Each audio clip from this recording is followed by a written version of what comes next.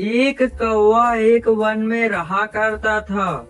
उसे कोई कष्ट नहीं था और वह अपने जीवन से पूरी तरह संतुष्ट था। एक दिन उड़ते हुए वह एक सरोवर के किनारे पहुंचा। वहां उसने एक उजले सफेद हंस को तैरते हुए देखा।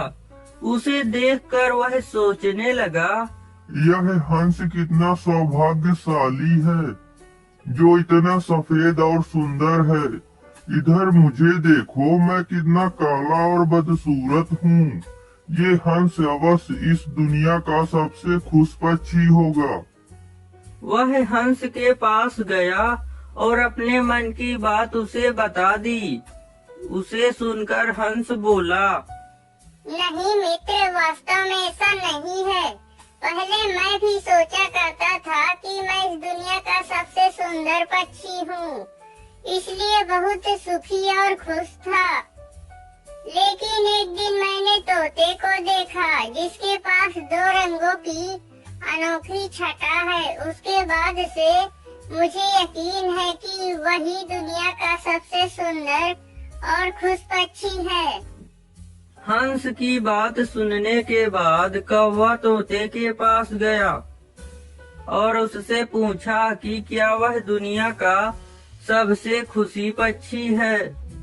तोते ने उत्तर दिया, मैं बहुत ही खुशगवार जीवन व्यतीत कर रहा था जब तक मैंने मोर को नहीं देखा था, किंतु अब मुझे लगता है कि मोर से सुंदर तो कोई हो ही नहीं सकता, इसलिए वह दुनिया का सबसे सुखी और खुश पक्षी है।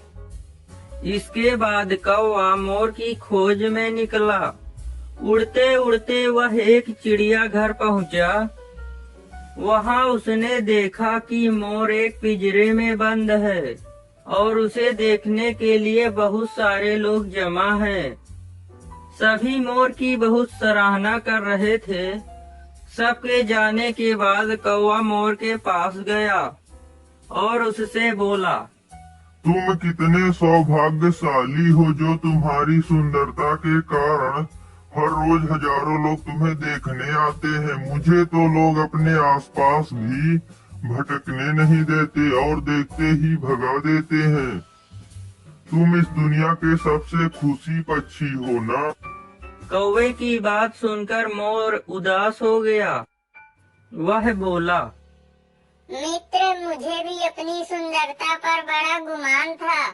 मैं सोचा करता था कि मैं इस दुनिया का क्या बल्कि इस पूरे ब्रह्मांड का सबसे सुंदर पक्षी हूँ, इसलिए बहुत खुश भी था। लेकिन मेरी यह सुंदरता मेरी शत्रु बन गई है और मैं इस चिड़ियाघर में बंद हूँ।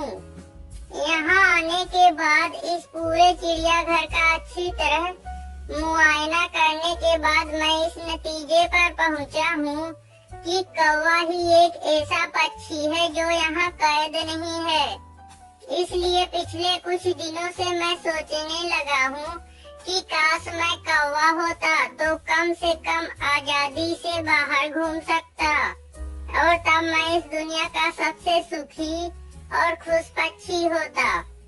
कहानी से शिक्षा, हम हमेशा दूसरों को देखकर व्यर्थ ही स्वयं की तुलना उनसे करने लगते हैं और दुखी हो जाते हैं। भगवान ने सबको अलग बनाया है और अलग गुण दिए हैं। हम उसका महत्व नहीं समझते और दुख के चक्र में फंस जाते हैं। इसलिए दूसरों के पास जो है उसे देखकर जलने की बजाय हमें हमारे पास जो है उसके साथ खुश रहना सीखना चाहिए। खुशी बाहर ढूंढने से नहीं मिलती, वह तो हमारे अंदर ही छिपी हुई होती है।